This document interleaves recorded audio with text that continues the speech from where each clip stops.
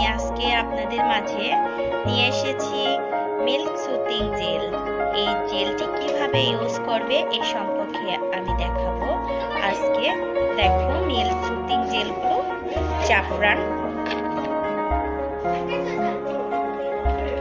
এই যে দেখো এভাবে এভাবে আলতো আলতো করে তোমাদের পুরো সম্পূর্ণ মুখে সুন্দর করে মাখবে। মাখার পরে তোমরা 5 মিনিট রাখবে।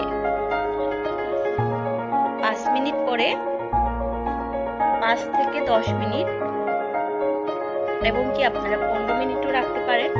রাখার পরে আপনারা স্কিন ধুয়ে ফেলতে পারেন।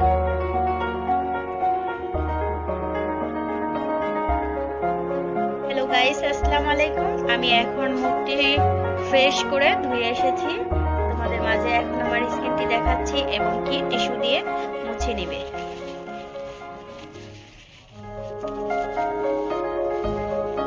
পাঁচ থেকে 10 মিনিট পর ধুয়ে আসছি।